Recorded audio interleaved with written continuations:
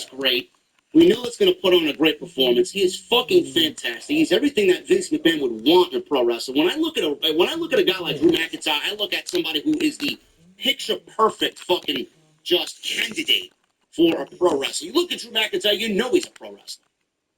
He's great. But my God, they've done nothing with him. I don't know if it's partially him to blame. I don't know if it's WWE creative, a mix of the two, but he hasn't done much of anything in WWE. This is great. He's wrestled for the Intercontinental title, but how much is left for Drew McIntyre to do in WWE? Especially Roman Reigns is holding the World Championships hostage. What else is there for Drew McIntyre to do, or somebody like Drew McIntyre to do? Seth Rollins is falling into the same fucking category. This is what's going to happen. With Reigns, this is the one downside to Roman Reigns. The one downside to Roman Reigns holding the championships for as long as he's had is guys like McIntyre and Rollins, no matter how great they are, keep spinning their wheels, and there's nothing much for them to do. Then you got Gunther holding the Intercontinental title in a legendary reign that he's on. What are these guys going to do? It is very difficult to keep those types of guys busy and not put a world championship on them. I don't think McIntyre goes anywhere. He's going to talk to them when he wants to talk to them. 9 months is a long time. WWE wants to keep him, which I'm sure they do.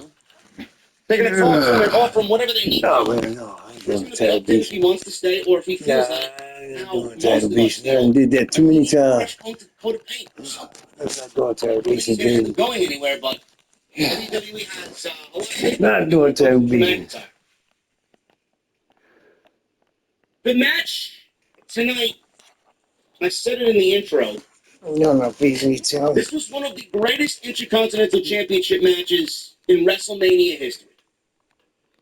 This may have been one of the greatest Intercontinental Championship matches in company history, never mind WrestleMania history. Am I going to jump the gun and say that this was the greatest Intercontinental title match ever? No. I will not do such a thing. It might have been the greatest Intercontinental Championship match in the last 10 years. 20 years even, but can I sit here and tell you that it was the greatest Intercontinental Championship match in company history or WrestleMania history?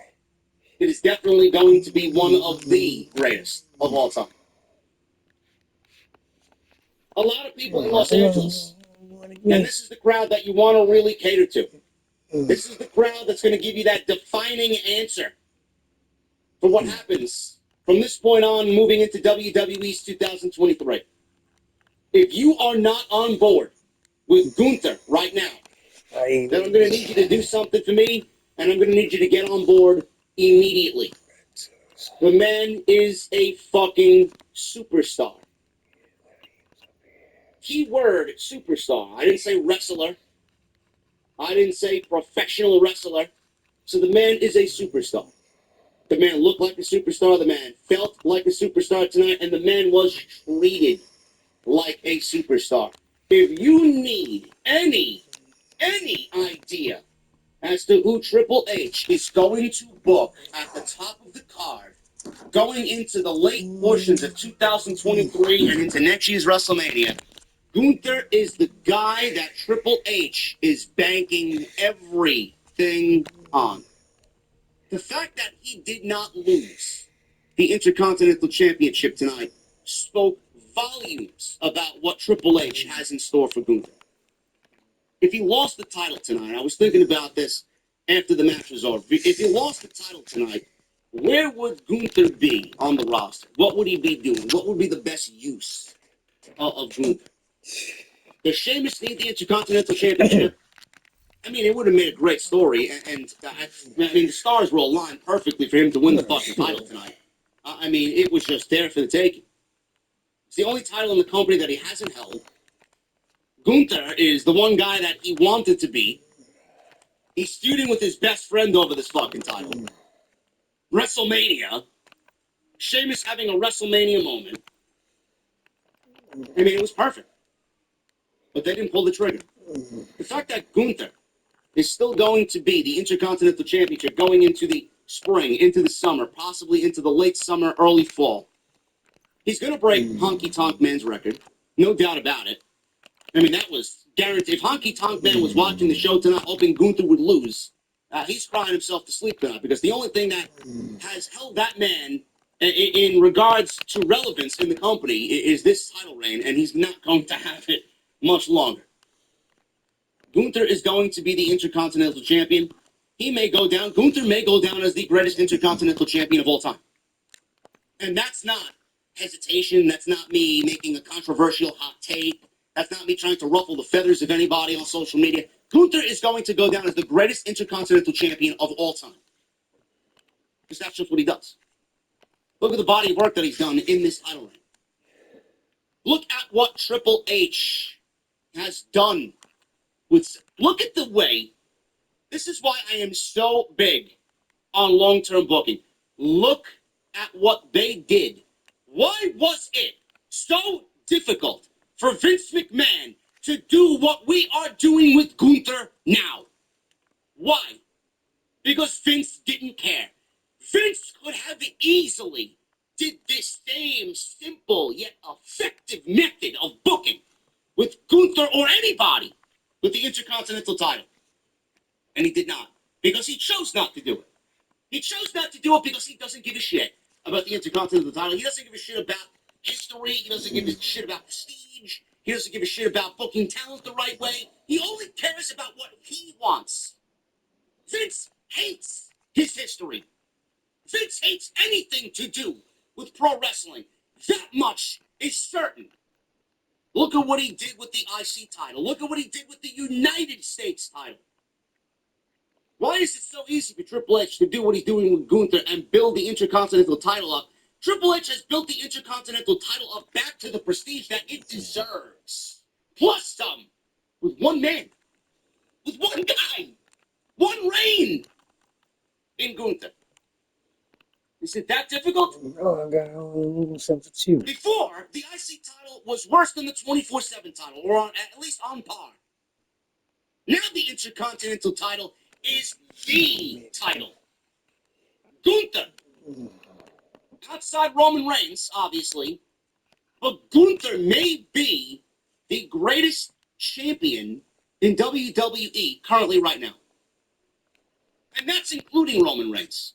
Because Roman's not there every fucking week. Roman doesn't defend the title every pay-per-view. Gunther is there wrestling every single week, every single month, every single pay-per-view. He may be the greatest champion in the company right now. So why was it so difficult for Vince to do what Triple H did? It's easy to do with matches like this, with competition like this. Who knows who's next? That's the great part about it. Who knows what's next? I figured Gunther would drop the title here, become King of the Ring in May, and then go on to wrestle for a world championship. But why would you do that so soon? Why would you do that so soon? Especially if Cody won the championship tonight. You could definitely see that happening because a match with Cody and Gunther for the world championship is something that is definitely on the horizon. But WWE made the plan. The creative plan tonight was for Roman not to lose the championships, and then Gunther for him not to lose the Intercontinental title. So what are we doing? There's no rush for anything. There's no rush to move people in different spots. I mean, everybody is fine the way that they are. You could see that Triple H takes great pride in Roman's run. You could take great pride in Gunther's run. This is a beautiful thing to see. Even though I predicted Sheamus. And I predicted Sheamus for, the obvious reasons. But am I mad Gunther won this match? Absolutely not. I'm not mad. How could I be mad? Gunther is one of the best things about WWE television right now. How can anybody be fucking mad at Gunther? It's tremendous. He's the guy. He's going to be the next guy. Talk about Cody. When the time is right, Gunther is going to be the next guy. So when do we take the belt off Gunther? When is the right time to take the belt off of Gunther? I don't know. I don't know. But maybe the way WWE has booked their pay-per-views, they've booked their pay-per-views with strategic planning. WWE booked Elimination Chamber in Montreal months in advance because they knew exactly where they wanted to take the Bloodline story with Sami Zayn and KO, and they booked that match on that night in that city at that event. They did it with long-term booking in the back of their mind. And that was a strategy, that was a plan. WWE just recently announced Puerto Rico for their next pay-per-view, the next premium live event, which is taking place in May. May 6th, I believe. They're doing that with strategic reason. What is the next premium live event that's going to be overseas? It's going to be Money in the Bank, taking place in London, taking place at the O2 Arena. Could that be the destination for Sheamus to win the Intercontinental title? Maybe it's after that. Maybe it's somewhere in the fall. Maybe WWE goes back to the United Kingdom. And we get a rematch at Clash at the Castle again if they want to do something like that and run that back. Maybe Sheamus winning the Intercontinental Championship is the next strategic, long-term plan, creatively, for WWE to take a premium live event into a city to give him a moment. Wherever that may be. But WrestleMania definitely, certainly seemed like a destination for that to happen tonight, which I was okay with. I was ready for. My body and mind were ready for it, but it didn't happen. But I can't sit here and tell you that I'm upset that Gunther won the title and retained the title tonight. McIntyre was never factored into any of that. McIntyre was never going to win the title. He was just there to add even more juice to a match and a feud that already had enough going for it. This match was fucking incredible. I loved it. If there's one thing you got to go back and watch on this show, it is this. Absolutely brutal. Sheamus' chest was shot meat. Gunther's chest was shot meat. McIntyre lit up Gunther's chest actually more than Gunther lit up Sheamus' chest. Ridiculous. He immediately did McIntyre, knocked Gunther out of the ring, drop kick, which allowed him and Sheamus to go at it. Gunther came back in, returned the favor. And then they started just chopping each other. The crowd gave them a massive applause, standing ovation for all these lethal chops. Sheamus' chest was already bleeding within like 3 or 4 minutes of the match. Gunther put him in a Boston Crab. McIntyre smacked him twice in the face. Gunther and McIntyre exchanged more chops. McIntyre actually, he exchanged chops with Gunther and actually came out on the other side and seen the light of day somehow. He won the chop exchange, which got a huge pop from the crowd. Everybody loved this. They were on their fucking feet. Sheamus came back. They took all their turns clobbering each other. Sheamus did the 10 beats of Brohan, or Bohan. I don't even know how to pronounce that shit. The 10 beats. In between each shot, McIntyre also chopped Gunther. Sheamus did almost 30 beats. As the crowd counted along, I was laughing my ass off because he actually got more animated as the deeper he went into the count. Michael Cole was freaking out. This event might have been Michael Cole's greatest event of all time. He was fantastic all night and last night. Gunther gave Sheamus a big boot, German suplex, lariat, and Gunther hit another big lariat, but Sheamus kicked out. McIntyre gave Gunther a neck breaker before suplexing Sheamus into Gunther in the corner. Gunther ducked a Claymore and followed with a dropkick and a powerbomb for a very close near fall. Sheamus gave Gunther a white noise off the second rope, followed up with a Celtic cross, which is the razor's edge. For a near fall, Sheamus put Gunther in a cloverleaf. McIntyre broke it up. Sheamus handed out knees to both guys. Sheamus then hit Gunther with a bro kick. Crowd was going crazy because this was the moment where they thought Sheamus was going to win the IC title, but McIntyre broke up the cover and pulled Sheamus out of the ring. And Sheamus' look on his face was just, are you fucking kidding me? McIntyre hit Sheamus with a big dive over the top rope. Crowd chanted, holy shit. McIntyre went for the Claymore kick. Sheamus hit him with a beautiful bro kick for a near fall. Crowd gave them a standing ovation towards the end of the match here. They exchanged strikes until McIntyre hit Sheamus with a Claymore kick. They're back in the ring. They are trading right hands until Sheamus hit another bro kick. But he was too beat up and took too long to make the cover. As he did make the cover, Gunther came out of nowhere, jumping off the top rope with a huge splash.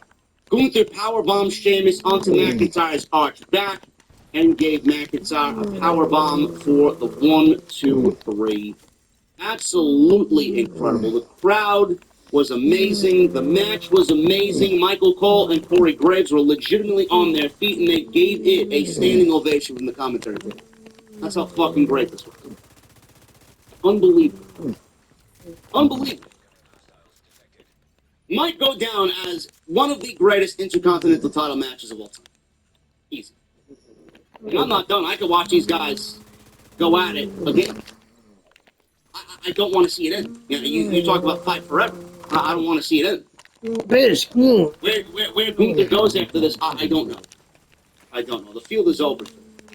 Sheamus and McIntyre, they're not at the bar somewhere in Los Angeles drinking a fucking pint of Guinness or Smithwick's or something.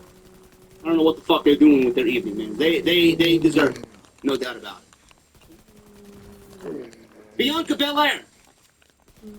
She went one-on-one with Asuka to retain the Raw Women's Championship here at WrestleMania, and I do not think that this was the right choice, given the options here with Bianca and Asuka.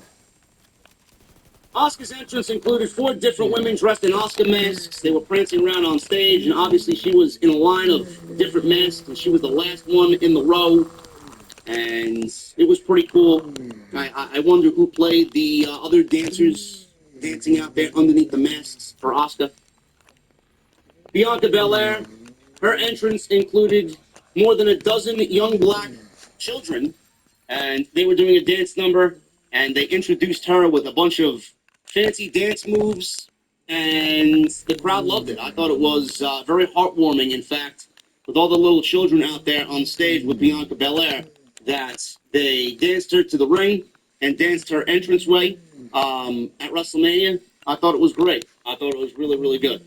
And obviously, WWE gave back to the community in Los Angeles this year with this, and then the Make-A-Wish. WWE did a lot for the children this week, it seems, and that's always a positive, and that's always a plus.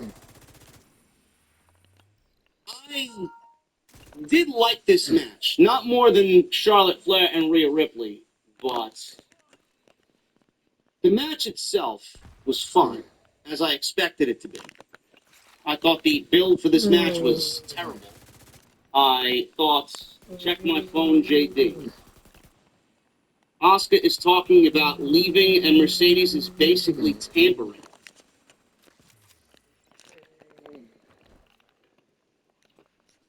Oh boy. Asuka leaves WrestleMania 39 losing again. She's not 0-5 at WrestleMania. WWE continues to make her lose her biggest match and elevate her character just to push her back down the card. She deserves better. Maybe return back to Japan. Sasha out here contract tampering, says Jesse. I might as well go back to Japan, but I bet a lot of you guys, my friends, will miss me when I leave WWE.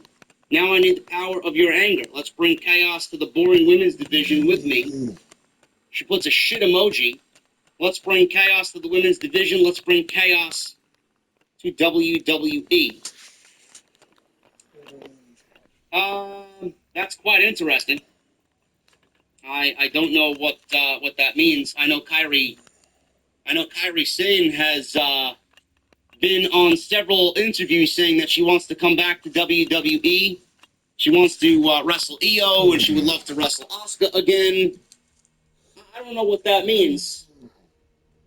Basically, from what I got there, is that she's staying, and that we may see a new continuing of the Asuka character bloom on WWE television. But it is very difficult to sit there and not really think long and hard about what she said, man. You know, the boring women's division. And that's where I was going with this. So I checked my phone in just the right time. The women's division is boring. The women's division is very boring on both Raw and SmackDown. WWE's mindset is very boring. They've done nothing to change the way that they handle the women's division since Mercedes did leave, since Trinity did leave. Everybody wanted them to go back to the WWE. For what? The company has not done anything to change the way that they book women's wrestling. In the time in which Mercedes left and went to New Japan, and since Trinity left and is doing whatever the fuck she's doing. Why would you want them to come back? To walk into the same shit, into the same mentality that WWE's had for as long as they have been there. Unless you are a Bianca or a Charlotte or an Alexa or a Becky, you do not matter to them. You don't. And that's the fucking problem. Unless you are their elites, you do not matter to them. Even Sasha did not matter. Mercedes did not matter. Because if she did, she'd still be there. If she mattered, she wouldn't have walked out and left the company. She would have looked back and gave them another chance. But what did they do? They looked at Mercedes, they promised her something, and then they fucked her. Royally. Not literally. Royally. Creatively. They promised her something and then they took it back. Because this company hates women's wrestling. Bruce Pritchard hates women's wrestling. Vince McMahon hates women's wrestling. Just the way it is. So she went and left, and now is starting a brand new revolution. Who the fuck knows what Trinity's doing? Where she's gonna end up. They can make more of an impact doing what they're doing now away from WWE. Because WWE and their women's division is not making any impact. It doesn't matter what Charlotte and Rhea Ripley did at WrestleMania last night. That's what they want you to believe. You're not gonna sit here and fucking hype up one match in a division that sucks. SmackDown's women's division is fucking awful. Monday Night Raw's women's division is awful. Bianca Belair has had, and I think Bianca is great. And a lot of people think Bianca's great. Don't get me wrong and don't get my words twisted. But Bianca's title reign has been, what Asuka said, boring. She's beaten everybody. Why did Asuka need to lose tonight? Has anybody asked that question? Why did Asuka need to lose tonight? What has Bianca done up until this point for her to say, or for WWE to say, or for you, the fan, to say, yeah, she needs to continue being the WWE Raw Women's Champion? Where is she going after this? Is there any new competitors lined up? Is there any new talent being lined up? I don't understand why Bianca Belair needs to continue being the Raw Women's Champion. She's done everything for that championship. This was the end of the road. Asuka losing buries Asuka.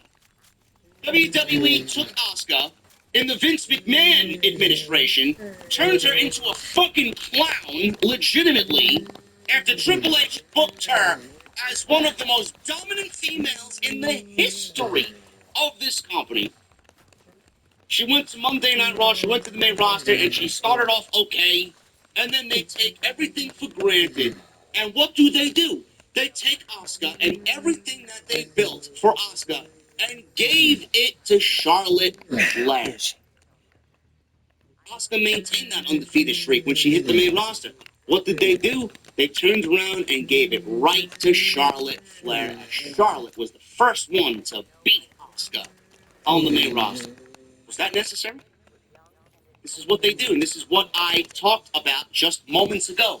If you are not one of those names, you are not going to get top billing. You're not going to be a priority at all. So Asuka turns into a geek. Asuka turns into a stereotype. The Kabuki warriors, the fucking mist and the dancing and the fucking acting like a clown on television. All for Triple H to turn around this year in 2023, re-debut her at Royal Rumble as something similar to what we got in Japan, a fucking menace, a killer, a psychopath. Only for Vince to come back creatively in some aspect to take Asuka, and you see Asuka from the Royal Rumble onwards into the road, or onto the road to WrestleMania, and all you see is a downward fucking spiral in Asuka. She's dancing, and she's shooting mist and fucking goo from her mouth. Some weeks we see her without face paint. It's almost as if they had a fucking identity crisis with Asuka. I want Asuka to be this. No. I want Asuka to be this way, pal. It's like they had inner fucking turmoil on what they wanted Asuka to be. Vince was never going to allow Asuka to be a success on the main roster coming out of the Royal Rumble because it's too over. It got over. Oh, no, we can't do that. That's Asuka's old gimmick. She got herself over with her old... That's not my shit. That's not WWE's gimmick. No, they wanted it to be what Vince wanted it to be.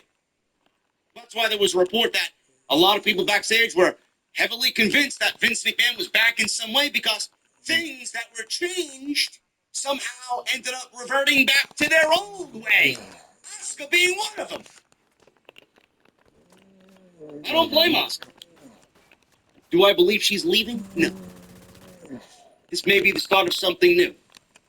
But if Mercedes is causing problems online, I don't expect anything less from Mercedes. She can do whatever the fuck she wants. She don't give a fuck. She's the IWGP Women's Champion.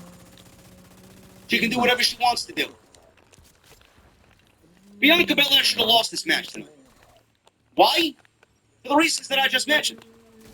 Asuka giving Asuka the championship would have created a fresh feel for the Monday Night Raw Women's Division, especially with this new character that Asuka is kind of undertaking on Monday Night Raw. It would have created something fresh on Monday night. I think Bianca losing and then getting drafted whenever the draft happened over to Monday Night Raw would have been best for business. The only two matches left for Bianca Belair at a high level are Charlotte and Rhea Ripley. And you know they're waiting for a WrestleMania to do Bianca versus Charlotte at WrestleMania. And you know that Bianca and Rhea is going to happen at some point. Because it should have happened last year. That's the only thing left for Bianca Belair, unless they call somebody else up and somebody else hits it big and somebody else is a mega star, Tiffany Stratton, Roxanne Perez, or whoever else is down there that they want to call up to the main roster. Who else do they have? There's nobody ready yet, and you already have Bianca Belair running through everybody, winning every fucking title that you have to offer, and there's nothing left for her to do outside of the obvious in Charlotte. This is why I said you need 3 Biancas, 3 Beckys, 3 Alexas, 3 Charlottes, 3 Baileys. If you start building your division around those women and giving opportunities to other women, the same that you do your favorites, the division would be better off for it. Raquel Rodriguez, stale as fucking 6-week-old fucking milk, sitting out on the kitchen counter. Liv Morgan, Shotzi Blackheart, Aaliyah never panned out, Lacey Evans, Xia Li, Sonya Deville, Nikki Cross, Piper Niven, fucking Mia Yim, Tegan Knox, Candice LeRae. They all are irrelevant. You have a great division with all these names, and not one of them has any sort of momentum whatsoever. But Bianca, Becky, and Charlotte, oh my God, let's give them all the attention. Why can't we make Tegan Knox into the next Bayley? Why can't we make Shotzi Blackheart into the next, I don't know, Bianca Belair? What? Why do we gotta wait for Roxanne Perez? Because everybody's high on Roxanne Perez. Why do we gotta wait for Roxanne Perez to be the next Bayley? Why do we gotta wait for the next Cora Jade? Or why do we gotta wait for Cora Jade to be the next Saraya or Paige or Sasha? Why do we gotta wait for Tiffany Stratton to be ready? Why? There you go. I don't get it. It's a disaster. And they'll never admit it. They'll never admit it. Then you want to know why Sasha isn't there. Then you want to know why Trinity didn't want to go back. Nothing's changed. Imagine Sasha went back. Charlotte comes back in December, and she wins the Women's Championship after being out for 7 months. Sasha would have went home, looked at her husband, and said, honey, what the fuck did I do? Why didn't I go join New Japan? She took a chance on herself. That's what I'm proud of. That's what I respect, and that's what I appreciate. It's just facts. You busy. This match was fine. Wrong outcome. I don't give a fuck what Bianca Belair means to you or the company. I don't care. Come on, Bianca bitch. Belair is as dull as anything right now in WWE. She either needs to A, drop the title, or B, go heel. Bitch. This babyface run is fucking boring. Boring. Belair wore black and gold tonight. Asuka wore red and gold with the blue and red hair. She looked great. Asuka looked great. Belair was in control. Asuka used a cool little combination of moves. Asuka tried a super German suplex, but Belair landed on her feet, hit a spine buster for 2. Belair tried a standing moonsault, but Asuka caught her in a submission. Asuka transitioned into a version of the Asuka lock, but Belair got out of the ring. They fought outside. Belair hit a Goddamn it. unbelievable sit-out powerbomb on Asuka that made such a fucking terrible thump on the outside. Rolled Asuka in the ring, got a 2 count off that. Could have been a 3, to be honest with you. Back and forth counters. Asuka hit a missile drop kick for a 2. They exchanged moves on the apron. Belair hit a very nice looking deadlift vertical suplex, bringing Asuka into the ring from the outside for a 2 count. Crowd was getting a little quiet. And, you know, obviously, you can't blame the crowd because there was no heat coming into this thing. They appreciate who Asuka and Belair are, but there was no story coming into this. None. So how could you expect fans to be so invested in what they're doing and there's no story? So they were hot for when they needed to, and they were quiet sitting on their hands for most of it because there was nothing coming into it. So they traded cradles, counters, back and forth. Asuka hits a big kick, goes for a cover, gets a 2 count. Belair hit a blockbuster, standing moonsaults, goes for a cover, gets a 2 count. Asuka hits a knee strike, but Belair came right back with a tackle. They battled on the top, but Asuka pulled Belair down off the top rope by her braid and hit a code breaker for a 2 count. Belair then got Asuka up in the glam slam. She drove her into the turnbuckle. Belair tried for a KOD, but Asuka got out of it. Belair almost hit the referee, and Asuka wanted to use this as the distraction to do the miss. But Belair obviously evaded the miss. She ducked it. Belair went for the KOD, but Asuka reversed it into the Asuka armbar or the Asuka lock.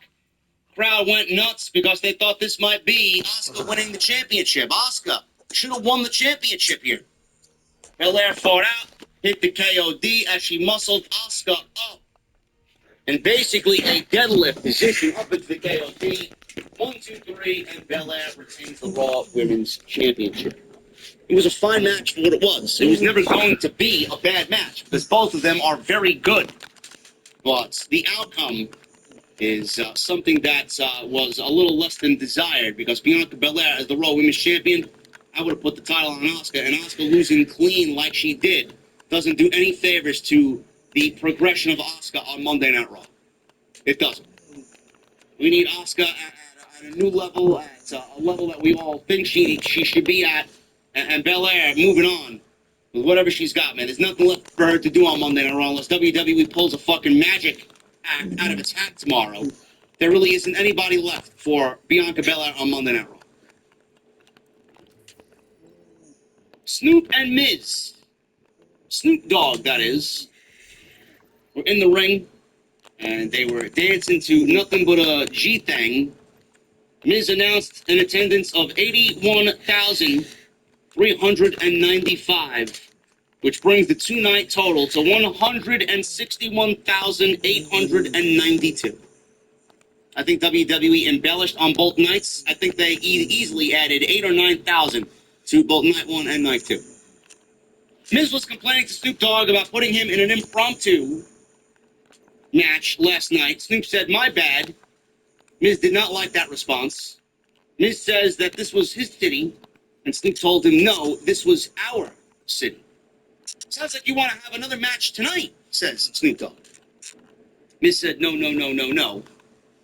No." So Snoop had an opponent, and out comes Shane McMahon. Shane McMahon makes his WWE return at WrestleMania 39. Like I said before, Shane McMahon is on WrestleMania 39, but you fail to find WrestleMania spots for Karrion Kross, LA Knight, Bobby Lashley, Pete Dunne, Johnny Gargano, and Bronson Reed. But Shane McMahon makes WrestleMania 39. You could not come up with creative for all those talented men who sat in the back watching Shane McMahon shadow punch his way into WrestleMania 39. Then I legitimately have fucking geeks online telling me that this is a Triple H decision. Are you fucking serious? Are you fucking kidding me? How brain dead and dense do you have to be? Seriously, to say something that stupid to me online. This was definitely a Vince McMahon move. Vince McMahon picked up the phone and called his son to be at WrestleMania, not Triple H. I can guarantee, I can bet my fucking life savings on it, that Triple H had nothing to do with this. Nothing. You think Triple H would book a segment like this? I don't believe it. Pat McAfee even had a fucking match on last night's show, yet you couldn't find anything to do for the names that I just previously mentioned. Shane McMahon gets in there. He grabbed the microphone and told the crowd how much their response meant to him. Yeah, sure, it's great. After your father fired you. After the Royal Rumble last year in 2022. Snoop made the match official. Shane McMahon and The Miz was an official WrestleMania match. Shane was shadow punching out there, punching The Miz. His offense is somehow worse than it was the last time we saw him. He throws Miz against the rope, and he does a leapfrog. He comes down, his knee buckles, he tries to stand up, and then he falls down again. It looked like he tore an ACL or an MCL or something along those lines. It looked like he tore his knee completely to smithereens in the ring, in this ring tonight against The Miz at WrestleMania. So, all of a sudden, Jessica Carr and the trainer who was out there went to go check on him. They are stalling for time. The camera didn't even focus on Shane McMahon anymore. They did not even focus at all on Shane McMahon anymore. Miz was dancing around the ring. Clearly something was not planned here. This was not planned at all. Some people thought that this was planned. No. This was not supposed to happen. So Miz is dancing around in there. All of a sudden, Snoop Dogg gets involved. He gets in the ring, and he drops Miz with a right hand. So he punched the Miz down. Then he goes over to Shane McMahon and asked Shane if he was okay before they rolled him out of the ring. So Snoop Dogg then sees the Miz get up. He drops the Miz again with a right hand. He delivered the people's elbow on the Miz and pinned the Miz 1, 2, 3 in what was probably the worst WrestleMania match since Michael Cole and Jerry the King Lawler. Now, I don't know what had happened when Shane went down to when Snoop Dogg got in the ring and delivered the people's elbow. I don't know, and I hope we'll find this out. Maybe somebody, one of these journalists, will find out something. I don't know. But if it is Snoop Dogg taking this upon himself to get in there and make things right because he knew Shane McMahon fucking injured himself and was not going to be able to compete in this thing, if Snoop Dogg went about this all on his own, this may be the greatest audible in the history of wrestling. Because I don't know how Snoop Dogg knew what the fuck to do in there and knew to take it upon himself to go punch the Miz, go drop the people's elbow, and then get involved in a match that did not even include him. I will say that much. If Snoop Dogg did that on his own, then Snoop Dogg is one attentive, talented motherfucker. I'll tell you that right now. But why was this necessary? Why did this need to happen? So Vince McMahon fires his son after the Royal Rumble last year because of the terrible reception to the Royal Rumble. He fires Shane McMahon. We don't hear about Shane McMahon at all from that moment on until tonight when we hear his theme music hit at SoFi Stadium.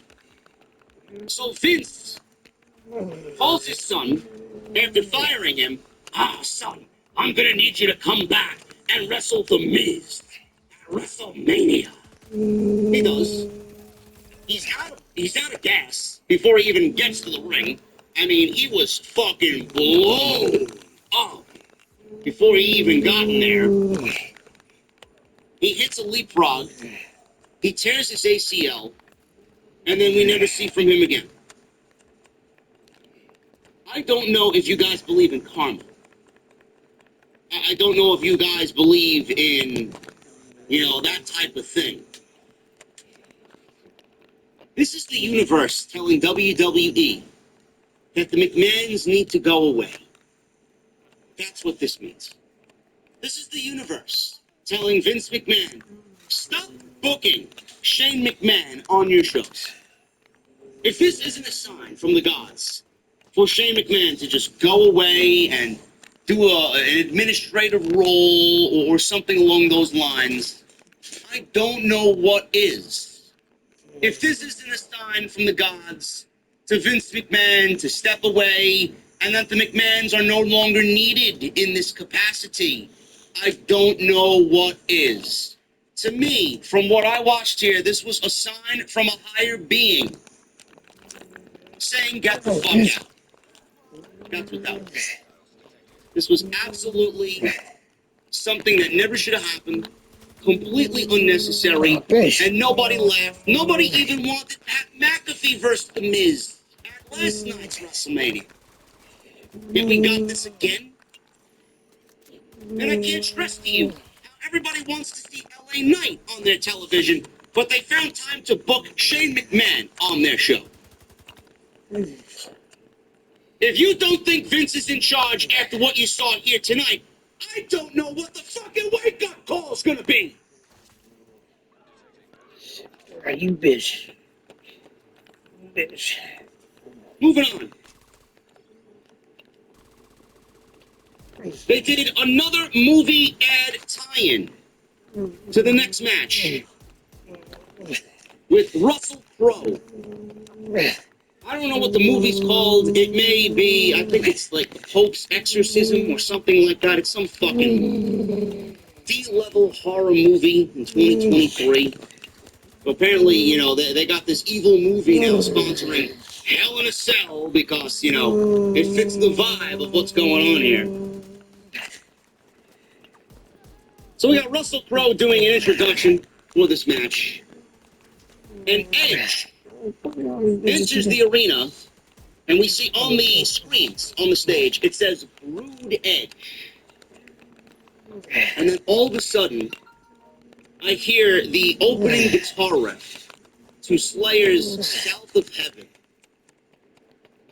Slayer, one of the greatest heavy metal acts, one of the most influential heavy metal acts of all time. I can't even begin to tell you how many bands have been influenced by Slayer. Slayer. Edge chose Slayer, South of Heaven, as his opening theme for WrestleMania. If that doesn't put Edge in the discussion of one of the greatest of all time, if that doesn't make Edge one of the badass motherfuckers of our generation, I don't know what does, man. I don't. Now, it didn't play the entire way down the aisle. I wish it did. That would have been fucking so badass. But they played at least, I would say, like 45 seconds to a minute of it. And then they went right to his opening theme of Metalingus by Alter Bridge. And he walked down the aisle. No theatrics, no nothing. He came out wearing this fucking mask. He had this outfit on, this fucking shiny mask. I don't even know how to describe it. Looks spooky looking. But what an entrance by Edge, man. Holy shit. Balor, he made his entrance, and he came out to his demon music, his NXT demon music, which was great. I was kind of disappointed by the Finn Balor entrance. Not because I don't like it. I think it's fucking great, and it looked epic as fuck at WrestleMania with the crowd shots that they were doing and the smoke and him and doing the whole fucking hands in the air deal. But the one part I was disappointed by is that this match went on so early in the show, right? By that time, it was not even sunset yet in Los Angeles. It was still daylight out in Los Angeles. And honestly, the fact that this match did not take place in the nighttime, and you could still see some of the roof open and some of the daylight peering in through the glass panels of the ceiling of SoFi Stadium, it kind of actually killed some of the ambiance of Finn Balor's entrance. Because obviously it would have been more effective and more brooding in the nighttime than doing it in the daytime. It still looked pretty cool though, but the maximum effectiveness would have been greater in the nighttime compared to the daytime, is what I'm saying. So we got a Hell in a Cell match here, Edge and Finn Balor. I was looking forward to this for many reasons. A, I love a good Hell in a Cell match. Edge has had great Hell in a Cell matches in his career. The last one that we saw him in was Seth Rollins at one of the Saudi shows, and that was absolutely fantastic. The Hell in a Cell is back to its normal color. We are back to a normal color of Hell in a Cell. The trade-off is we don't got any more red cells. We didn't get a red cell here. But man, they gave us the regular Hell in a Cell color again. But the trade-off was we needed red steel chairs, we needed red kendo sticks, and we needed purple kendo sticks. So we traded the red color of the cage for red steel chairs. Now, I get it. I'm not going to really make a big deal about it, but I just found it to be quite funny and quite coincidental that the trade-off was so eye-opening and apparent. But yes, the red fits the hell color. We don't really need red steel chairs. I just found that to be a little bizarre. So, there were red kendo sticks, red chairs. Edge pulled out a bunch of shit from underneath the ring. He pulled out a kendo stick and hit Balor with a purple kendo stick. I guess they're Judgment Day colors as well, is what I'm assuming, right? I guess they are colors of the Judgment Day. That's why they did it. Maybe. I don't know. 3 minutes in here, about 4 minutes in, 3 minutes in, we got a chant of "We Want Tables." Edge trapped Balor in the corner of the cell by pinning him into the cage and trapping him between two kendo sticks. Edge followed with a missile drop kick off the apron. Balor sold that he got hit, but also sold like it did not hurt. Edge set up a purple table to everybody's excitement in SoFi Stadium. Balor busted free of the kendo sticks and went down on Edge and fought back on the outside, but Edge fought back with an Impaler DDT. So Edge hits the Impaler DDT. Balor basically popped right up, hit a sling blade, and they are really, with the no-selling, I mentioned the no-selling before. Balor no-sold something before. Edge followed with a missile drop kick off the apron earlier in the match, and then Balor sold it that he got hit, but he kind of no-sold it. They're really selling the fact that Balor has some sort of supernatural powers for this demon character, right? He'll get hit with a normal move, but he'll no-sell it. So that's the whole deal with this new demon Balor that we're seeing in 2023. Balor hit a running drop kick, sending Edge through the table he set up. And Edge going through this table looked fucking great. It looked like it was destroyed, and then the table that was propped up, the upper half of the table kind of fell right on top of Edge. That looked great. Balor whipped a few chairs at Edge, but Edge booted him and hit an unprettier in the ring. Now, there were rumors going around that Christian Cage may be allowed to show up at WrestleMania, that we were going to get a Brood-type entrance here. We did not get that.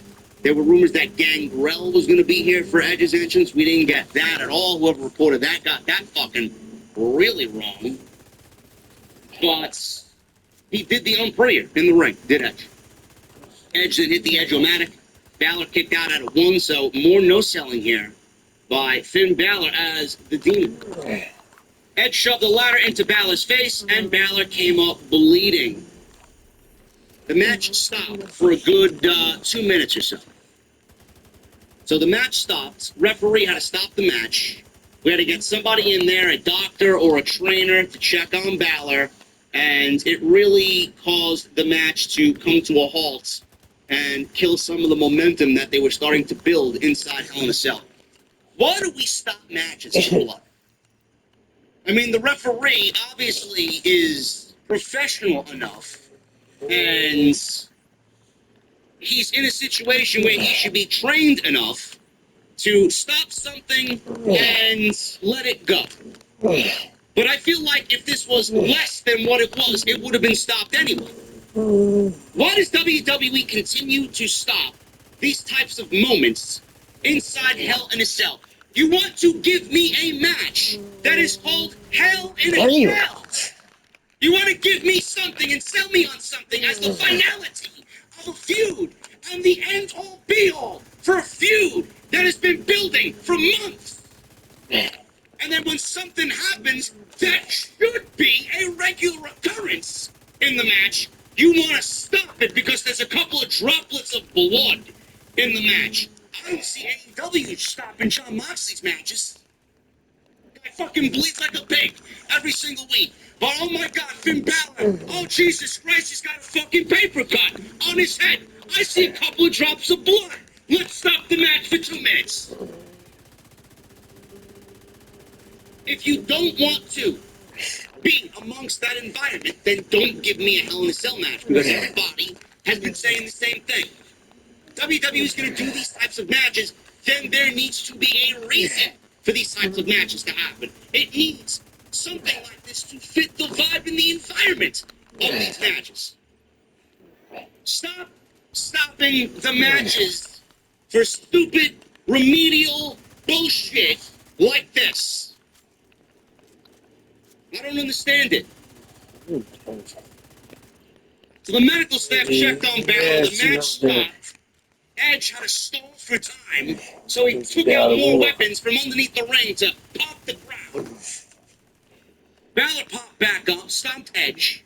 Edge avoided a coup de grace, which led to a double down. They clotheslined each other. Balor was still bleeding, so they let him bleed anyway. They want to stop it, but he's still bleeding. So, Balor responded with a sling blade, drop kick, coup de grace, only gets a 2 count off the coup de grace. Balor climbed the ladder, but Edge hit him with a kendo stick. Edge used the ladder to bring Balor down from the top rope with an execution for a near fall. That was a great spot. That was really fun. Balor pulled out a table, or Edge pulled out a table, rather. But Balor attacked him with a kendo stick and hit him repeatedly in the midsection with a chair. Edge is placed back first on the table. Balor climbs the cage, and WWE added these little platforms inside the cage. It's almost as if he performed some fucking signature move in WWE 2K23. I'm like, where the fuck is he going? He was going to the top rope for the coup de grace. He says, no, I'm going to climb the cage for a coup de grace. I thought he was going to fucking backflip off the cage. All of a sudden, we see him climb the cage, and he's climbing up, and he's standing on this little fucking platform that they've added to the cage inside the ring. So he's higher than what the turnbuckle normally is. A couple of feet higher than the turnbuckle. So he's climbing this. He's on the platform.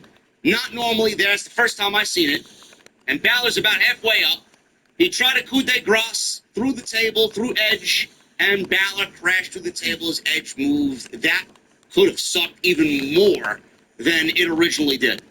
Edge followed with a spear for a near fall. Edge started punching away at Balor's back with the kendo stick and a red chair. Edge grabbed another chair, and he had Balor face first on the chair, and he delivered a concerto with no hesitation whatsoever at all, and he pins Balor after the concerto, 1, 2, 3, and that was it. Did it make sense for Edge to win? Yes, it did. It did. Because he needed to get revenge on Judgment Day because of everything that they did to him. They kicked him out of the group. They bullied him and his wife. They left his wife laying with a concerto, so the perfect revenge for Edge tonight would have been a concerto to the leader of Judgment Day. I have no problem with this. Does it make Balor look weak? Some may say yes. Some may say no. But Judgment Day is so over that I don't think anybody's going to really give this a second look anyway. Edge got the victory.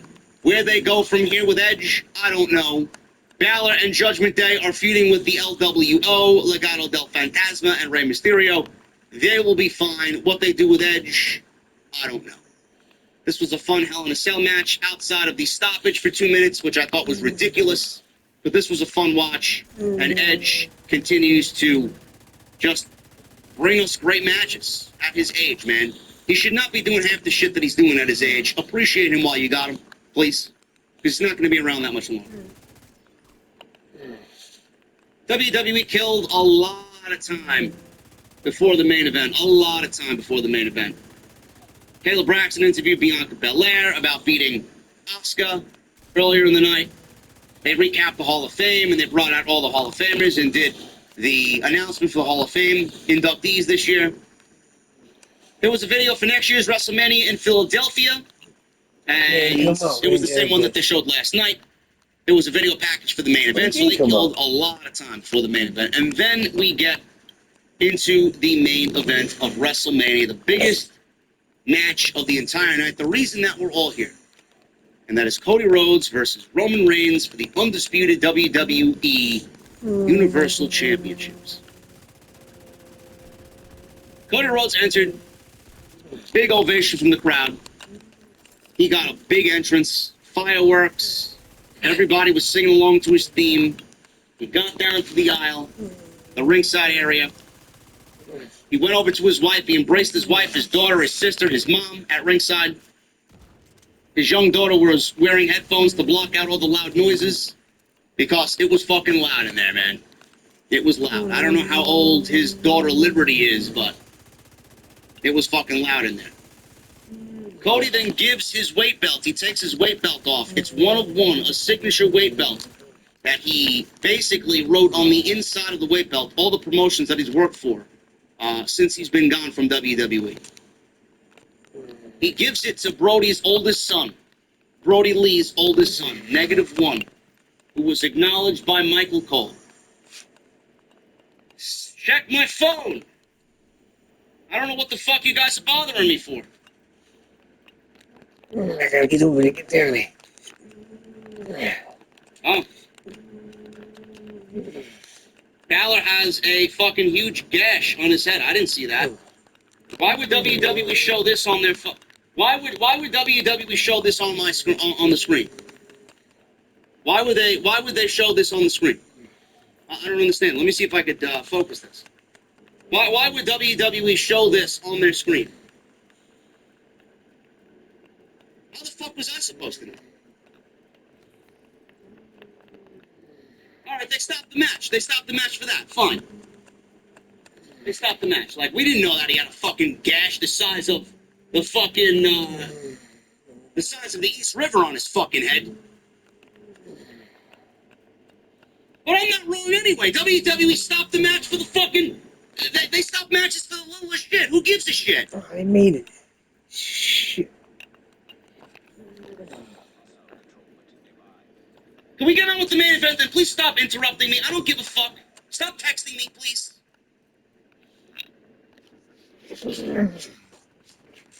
So -1 got this weight belt. And then Michael Cole acknowledged Brody and mentioned the name of Luke Harper on commentary tonight during Cody's entrance. Roman Reigns comes out, and Roman's entrance included 6 or 7 or so piano players, and they were performing his theme on piano. And I will say, man, I will say that this entrance, to me, was the best entrance of all the WrestleMania entrance. Just to me personally. It's probably Eddie's theme playing during Ray's entrance, and then this probably tied neck and neck. I love the sound of classical piano like that. I love the sound of classical piano like that. So hearing that, man, it's just like, oh, that's so fucking beautiful to me. It really is. So we got the ring entrances. Samantha Irving does the ring entrances. Everything is really epic. Everything's really big and over the top here. Roman Reigns grabs the microphone after all the ring entrances are made and says, WrestleMania, acknowledge me. They had an exchange that led to Rhodes doing the gold dust uppercut spot early on. Reigns then rolled to the outside. He was taking a little bit of a breather. Heyman said that you are the tribal chief. People, everybody here is here to see you, not him. He's just here because he's here.